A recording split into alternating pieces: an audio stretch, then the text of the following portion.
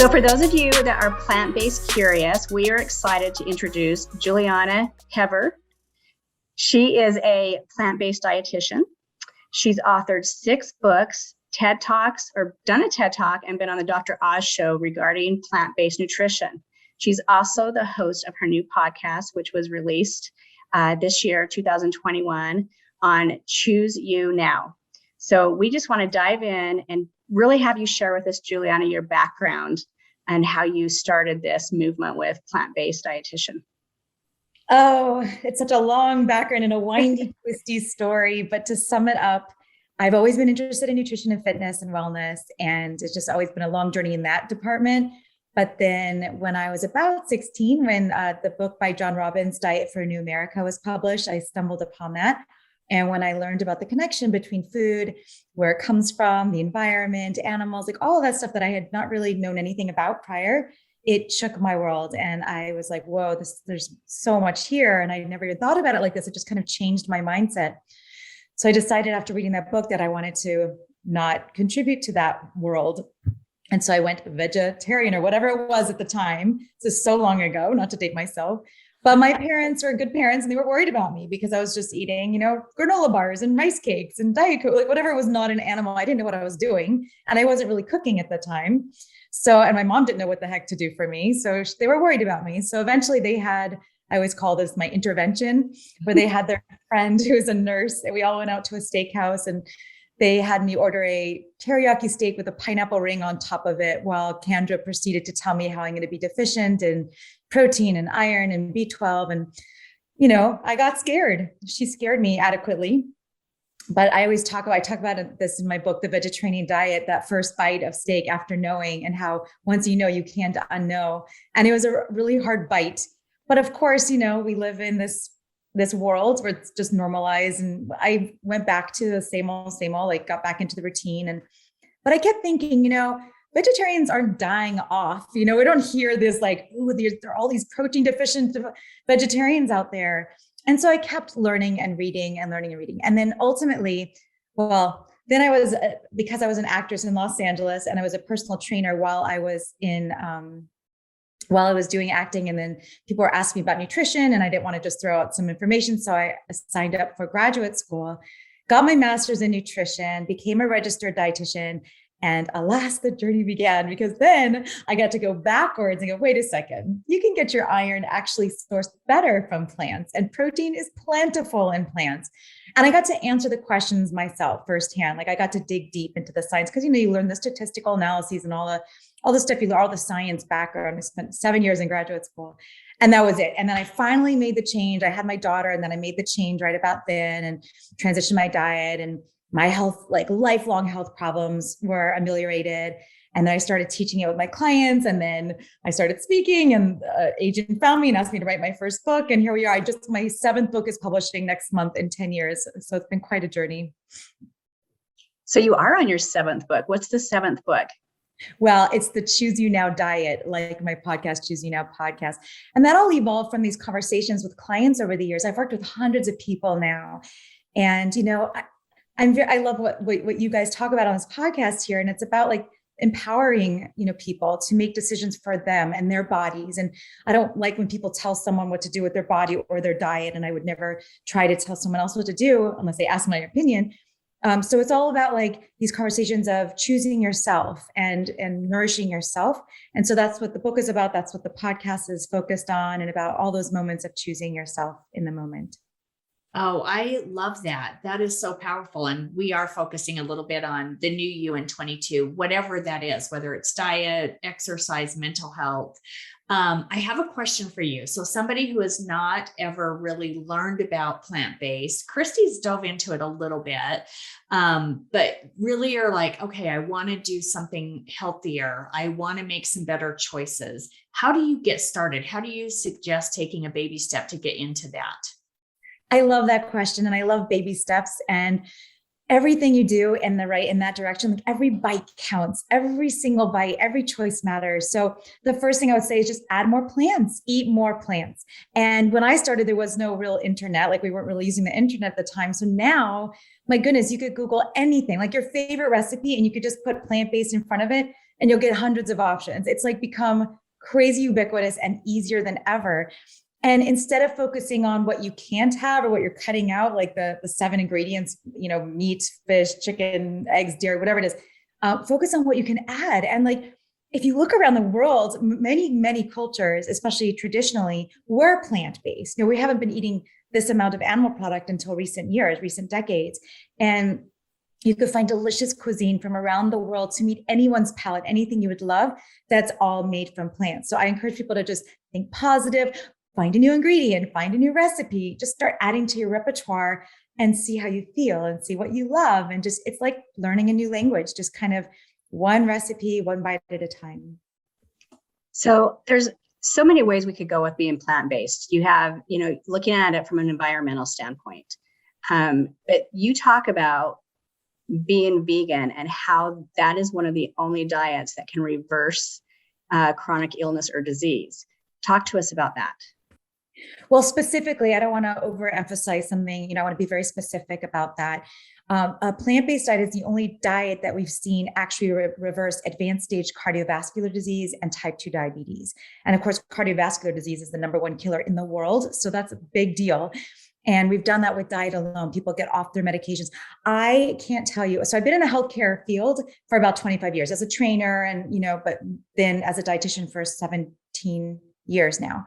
And I can't believe that I say results are typical. You can get off medications. Like people come to me with hypertension, hypercholesterolemia, hyperglycemia, chronic conditions that have been severe or just chronic for a long, long time.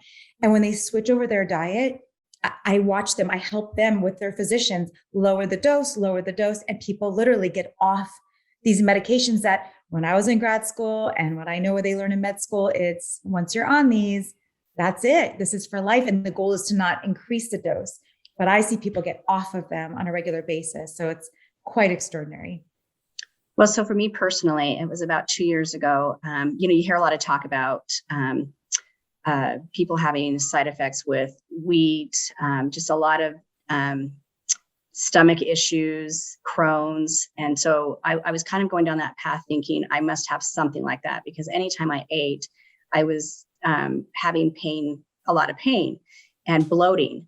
And so I thought, I'm going to go and do some research and see what I can, if I can do this vegan diet and see how that helps. Well, I did it for probably 3 months and I absolutely felt amazing.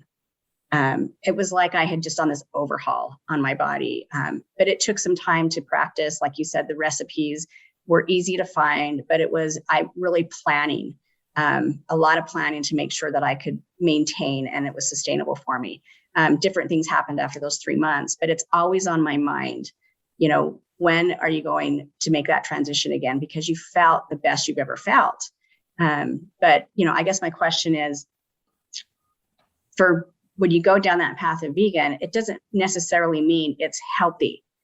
You do have to be thinking about how that's going to look, right? Like not all vegan foods or recipes necessarily are considered healthy. So it's not always going to mean weight loss. So I kind of like, this is a great question. And this is actually newly exacerbated, like on steroids. Like it has been exponentiated in the last 10 years because when I would eat junk food, I'd have to make a cake and I would make it with, I would use, I don't know, some flour maybe, but now, but I'd have to cook my main meals. Like I was cooking food or I'd eat just rice and beans and vegetables or simpler meals. But in the last 5 or 10 years, now we have anything you could eat. I could eat vegan. There's vegan candies, cookies, cakes, meats, burgers, for everything you could have vegan. And unfortunately, there's this health halo that comes attached to the word vegan, which is why I don't even use the word vegan. I try to emphasize whole food, plant-based. And interestingly, and I've been saying this now for about 5 years, that I'm worried about that because for the first time in my career, I'm seeing clients come to me that are vegans that are having very similar health issues to the meat eaters. And this is a problem. There's still those products have sugar and saturated fat and all sorts of things that I don't recommend. And that's not on a whole food plant-based diet. And so that is a big pitfall that I'm seeing for the first time. And I'm worried about that because the scientific literature is going to catch up, right? If you look at the research now, like the studies I was telling you about reversing advanced chronic disease, they stratify between a vegan and then a vegetarian and then a pescatarian and a lacto-vegetarian, whatever. They have these different stratifications based on the diet. And that's where we see these significant improvements, like the fewer animal products, the better the outcomes. However, if people are eating vegan, but the vegan is all this highly processed foods, we're not going to see any difference. In fact, it might be healthier to eat a diet that has some meat or some fish and mostly plants. So it's the language surrounding it, the options surrounding it are really important. And I'm really on a mission. My big mission is to change the language around macronutrients and the way we talk about food, because until we change that language, until we start talking about actual food, like eating, I always say my list, it's vegetables, fruits, whole grains, legumes, mushrooms, nuts, seeds, herbs, and spices in infinite tasty combinations. Instead of saying a low carb, a high carb, a vegan, a paleo, nobody knows what that means. Everyone's confused, from a huge, just a regular everyday person to a researcher in a lab and a healthcare professional. Everyone is confused. And so I think those are the biggest pitfalls with following a plant-based diet, with diet in general these days. Okay, so the plant-based, because I've kind of like married the two, thinking that vegan and plant-based were somewhat in the same. But you're saying, I mean, it makes sense. Plant-based versus vegan, you do have I would say probably the clean, would you say more clean, organic eating? Kind of walk me through that difference. Yeah, no, it's a great question and it's important. No, I don't like the word clean or organic. Those things are also different things.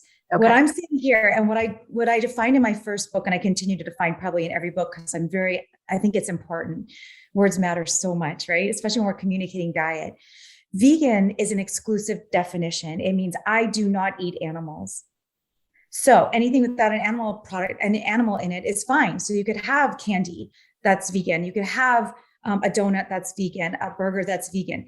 That doesn't mean anything about its nutritional components or what it's including or what it's not including. However, a whole food plant-based diet, which was coined by Dr. T. Colin Campbell, I've interviewed him several times over the years. He was quite a pioneer in nutrition.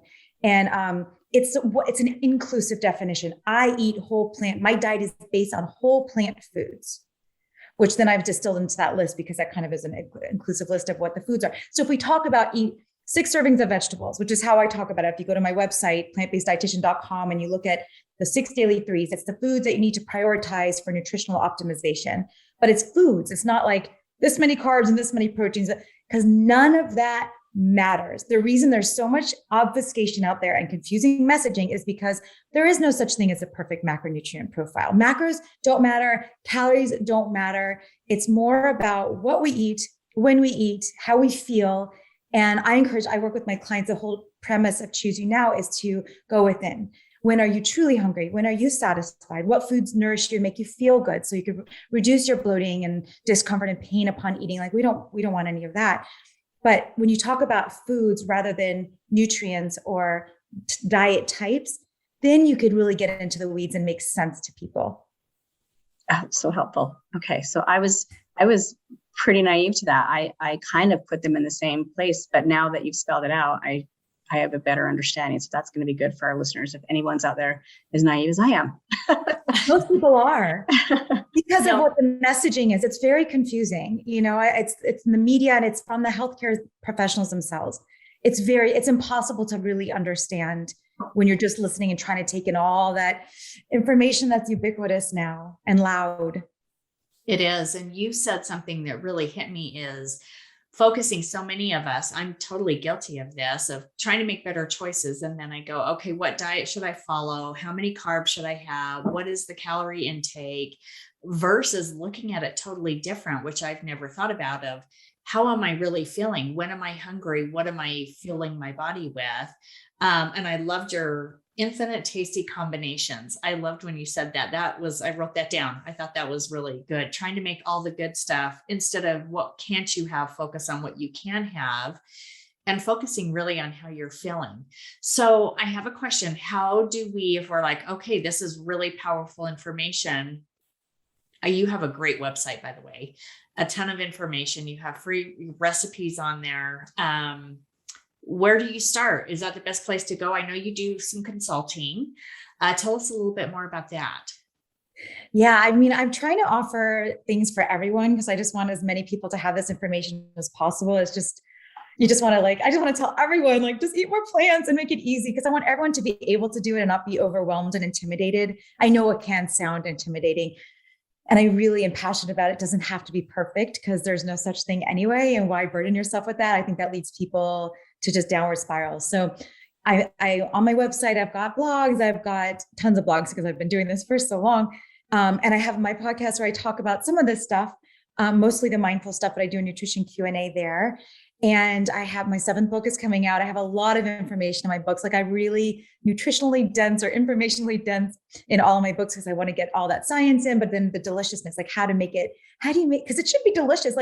That's what my TEDx talk was about. It's food is everything. It's not just, it is nourishment, but it's also family and culture and love and relationships and history. It's everything. And you need to enjoy and love your food. And it shouldn't be, if it's not pleasurable, you're not going to stick with it. And it's not about restriction and misery. And I never want anyone to feel that way. Even I do a lot of weight loss. I coach clients through a weight loss journey. Just a lot of people come to me for that. It's become one of my specialties. And even in that situation where you have to create a restriction, you have to lose weight, I still want my clients, I find the most success when my clients fall in love with their food. And so it's all about making it delicious and easy and accessible. So yeah, books and reading, and there's so much online now. But just be careful of who you listen to and what you listen to, and be careful of the guru mentality. You want to really look as objective as possible. And it's so easy to get swept up into following someone or following an idea. And then, it's really easy to get confused. So when I was going down that path, my husband is the main cook. I rarely cook. He does all of it. He's also a big meat eater.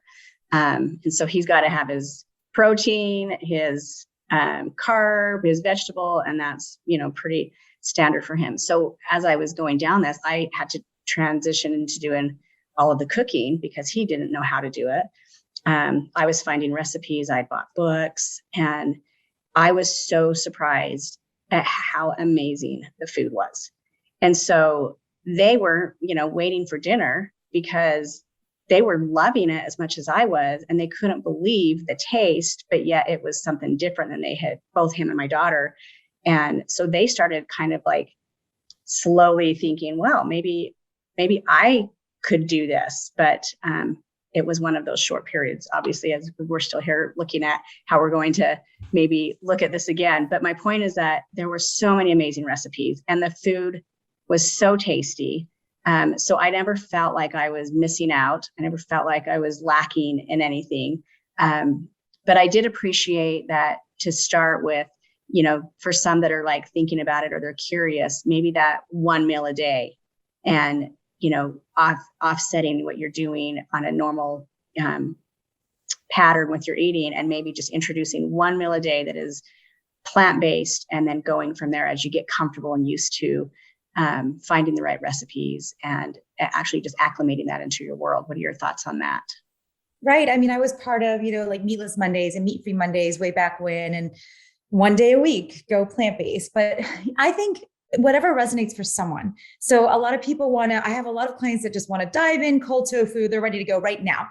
And then there's some that really need to stepwise into it. And I stepwise into it. It took me years to transition.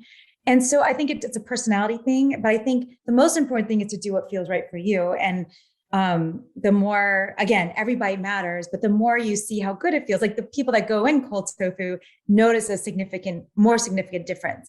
Although for some people that are eating a really intensive standard Western diet, lots of processed food or fast food, I tend to see them have kind of a rough week, maybe 3 or 4 days of kind of a detoxification where your body's coming off of these very powerful foods. They do have drug-like effects in the brain, these dopamine hits. So sometimes I'll tell my clients that are going to go all in, I'm okay, take it. Let's start on a Thursday so you have the weekend to recover, or just we give them a little time so that they could just prepare to just rest, let this stuff come out of your body. It's worth it. But those are the people that really are so ready to go. They've had a major health scare, or they just they've had it. They just are sick and tired of feeling sick and tired. I always hear that one. But so it depends on where I always meet my clients where they're at. If you feel like you just want to dip your toes, by all means, start with one recipe. And I always talk about it all starts with one recipe. You don't even have to recreate the wheel at this point. I always tell the story when I was asked to write my first book. It was about 11 years ago now. And I had 2 babies, and I got this opportunity. That was like my dream come true. I've always wanted to write a book. I had 6 weeks to write a whole book. And oh, by the way, and 50 recipes. And I was like, whoa, wait, I don't cook. I'm a dietitian. Like I know medicine, I know health, but cooking. So I had to learn and do recipe development, all of that in 6 weeks. So it was like a rapid course. And I was so resentful, and I was kind of like hating food and recipes, but I grew to love it. And so I'm saying that because it can be that stressful, but it doesn't have to be anymore. Now there are so many recipe books out there. So you don't have to reinvent the wheel. Just find something that sounds good in one of the thousands of cookbooks or one of the hundreds of thousands of blog websites. I don't even know how many there are now. Find something that sounds good and doable, like at your skill level, culinarily speaking, and just follow the recipe. If you love it, put a heart on it, save it in a pile. If you hate it, either modify it or just throw it out and start again. There will be no shortage, which is why I always say infinite tasty combinations. There is no shortage of options out there. Oh, that is great. Go ahead, Christy. I was going to ask a question. Go ahead. I was just going to say, the other question that you hear or the comments that you hear is the cost, the myth of it being so expensive, when I don't think that's the reality. I just posted that video on my Instagram this morning, stories. It is such a myth. Okay, because first of all, you could eat a plant-based diet and an omnivorous diet and anything in between to any budget. Okay, so you can, like I always do this kind of comparison. So let's say you're just on a standard American diet, right? You could have at home, you can make a tuna fish sandwich for really affordable, or whip up an omelet or something with really affordable, simple ingredients, right? On a vegan diet, you could do rice and beans at home, or a simple soup at home with like very simple ingredients, or baked potato and some frozen, broccoli, like so affordable. On the flip side of that, you can go out to a gourmet restaurant and have steak and lobster, or you can go to a gourmet vegan restaurant and have vegan steak and vegan lobster now, because everything is, just veganized. And there's everything in between. So it's easy. In fact, it's easier to budget on a plant-based diet, because if you're on a healthy plant-based diet, you're eating those staple, quote unquote, peasant foods, whole grains, legumes. Dried beans are very affordable. I have my clients going to the big box stores and getting the stuff that lasts a while, canned beans, big bags of potatoes. There's so many easy ways to do it on budget. I think it could be easier on a plant-based diet to budget, but it definitely isn't harder. Oh, that's like good anything. to know. Like anything, it takes planning. All eating takes some level of planning. And like you said before, you have to plan, but it's because you're learning this new way of eating. You've been eating it one way your whole life. Once you switch, you don't think about it. Like, I don't think about it really. I'm like, I'm traveling. Everyone's like, well, how do you travel? And it's like, I don't even have to plan anymore. Like, I just know, because it's become my new way of living. And it just, like anything, habits become permanent eventually. Yeah. So for our listeners out there that maybe they're looking at, okay, I want to lose weight. My main focus is losing weight. Maybe it's not the health as far as what they're eating, but they're looking between different diets. What suggestions would you give them? What would you do to encourage them to look at plant-based? Because I don't know if a lot of people look at that first off to go, okay, I need to lose 25 pounds. What are my options? What would you recommend? So you can lose weight a whole host of ways. I mean, including, drug use and, your diet, and there's a million ways to lose weight. However, the healthiest way to lose weight, even scientifically shown, it's really supported in the literature, the healthiest way to lose weight is with a whole food plant-based diet. Another perk of doing it with a plant-based diet is that you get the most nutritional bang for your caloric buck. So most of those foods, the vegetables, fruits, whole grains, legumes, mushrooms, not the nuts, seeds, and the herbs and spices, very low calorie, very filling, high fiber. So you get that satiety in your stomach for fewer calories. And then you're adding 1 to 2 ounces of nuts and seeds a day. That's on my 6 daily threes for the essential fats. And it's just very easy to lose weight because you're not as hungry as you would be when you get that little tiny, teeny portion of meat and the little portion of rice, whatever it is, like whatever, fill in the blank diet plan. It's just the most satiating way and healthiest way, because then every bite is full of fiber and phytonutrients and vitamins and minerals and water, and just a wonderfully nutritious way to lose weight. Oh, that's wonderful. And not to mention all the health benefits, because also as we kind of, a lot of our audience, we are 40 and better, as Christy likes to say. I love that, 40 and better. But as our bodies change, and as we get older, and different health issues come into play, do you deal a lot with that with your clientele that are like, hey, I'm dealing with irritable bowel syndrome, or I'm just throwing stuff out there. Do you hear a lot of that? I mean, I work with every age group. I've had families I worked with from the pregnancy to the infancy to the toddler to the, childhood. I've worked with people throughout every part of the lifespan. I work with seniors, I work with athletes, I work with pro athletes. I've worked with every single group, and I've worked with pretty much, and no matter what the age group. I mean, not necessarily more so in the 40s. I'm in that same group too. It's like, it gets more challenging. Things are, after Mother Nature is done with us and we're done procreating, our bodies start to shift and things are more challenging for sure. That is for sure a true thing. But I also am seeing, I know because of our diets from early on, we're seeing more of these health issues at earlier and earlier ages. So I see kids now with obesity and liver disease, and I see, seniors. I mean, like, you see all sorts of things. And I mean, chronic disease is a major thing. Most people are suffering in some way or avoiding things. And it's just so prevalent. And what I love about a whole food plant-based diet and why I can't stop talking about it is that it really is a one size fits all type of thing. It helps all of that. I've seen it help everything, things we haven't even well documented in the literature yet, but it's coming because we all see it. And I've now lectured. I used to lecture to like a few doctors here and there at a conference. And now it's like my last pre-COVID lecture was like to, I think, 1,200 healthcare professionals. And so more and more physicians and nurses and dietitians are seeing this, and we're all reporting these stories, and we're doing, they're taking case studies, and we're doing more research. And it's just extraordinary how powerful diet is. And diet is officially now the #1 cause of early death and disability in the world, more than smoking. Really? Wow. Well, I did see on your website, you talked about picky toddlers or young kids. And it is such a concern, because I have heard that the way our wheat is grown, I've heard a lot of different things about just environmental, just pesticides and different things but also the fast food. Now you've got all these different, Uber Eats, whatever, you can have food delivered to your door. And so it's so much easier to eat horribly, make bad choices. How do you shift that for young children? If you're a young parent, how do you help your kids get into an eat good, healthy eating habit? So I could say this. I've worked with hundreds of families and children and parents of children. And I can say also personally, I've failed madly with my own children because my ex is not on the same page. And so it was a battle of wills, and children want to eat what their peers are eating. It is so much more complicated than what I could say. But professionally, what I say to my clients, if the two partners that are parent, or the two parents, or whoever's in the home raising these children, if they're on the same page, it's everything. That makes it so easy because it's seamless. It's like, this is how it is. This is how we eat. This is the food on the table. And that's how you're supposed to do it. You role model healthy eating. You offer healthy food. They don't want that. Oh, well, then I guess when you're hungry, you'll eat. It sounds really kind of old fashioned, but that's the only way around it. And those are the people that have the most success.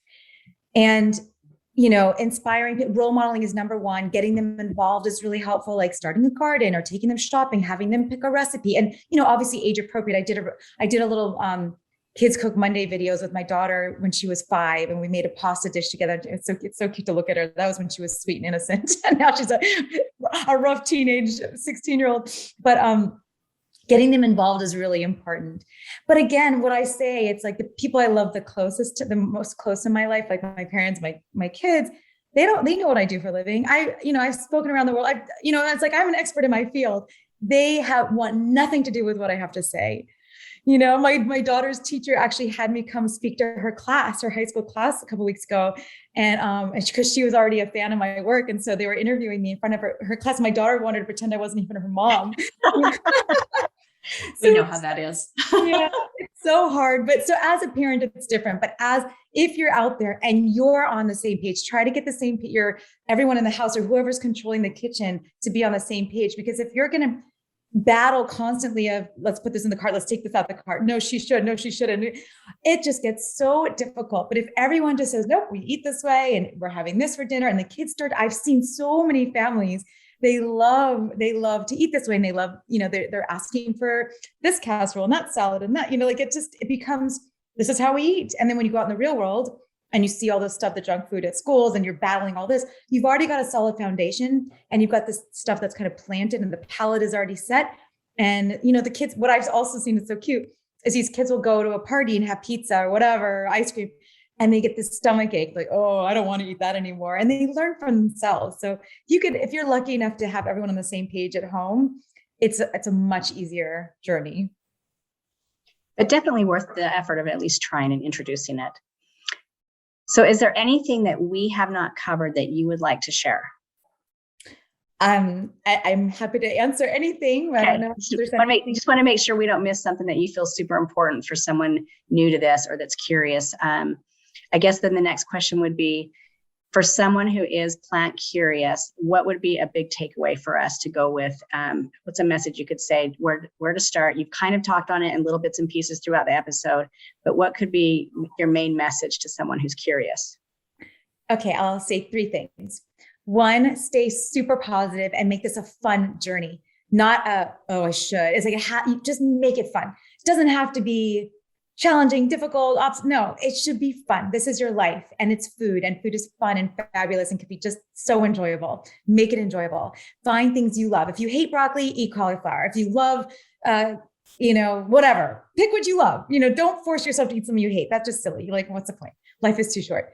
So 1, stay positive. Number 2, build your repertoire. It all starts with 1 recipe. So we've all grown up with stuff that's naturally plant-based. PB&J, a veggie stir fry, a veggie soup, pasta marinara sauce. Like we've all eaten things that were plant-based. We just didn't think about it in that way. So look for things that are familiar and build on that. And the third thing is radical self-compassion. Doesn't have to be perfect ever. You're not going to undo what you've done. Nothing is irreversible. You just take it one day at a time, one meal at a time, and really one bite at a time. And it's always going to be your journey. Perfect. Oh, that is powerful. Perfect. Yes. This has been so informative, and I've written some notes. I have some takeaways. So thank you so much. You may have inspired me to take another journey with it again. Yay. Love it. Good. So tell our audience how they can find you. Sure. Thank you. You can find me at my website is plantbaseddietitian.com. And at plantbaseddietitian.com, I have all my social media. I'm on Instagram and Facebook and Twitter and YouTube, and either as Plant Dietitian or Plant-Based Dietitian. And and I have my podcast, Choose You Now podcast. We're there too. So everyone take a listen at Choose You Now podcast.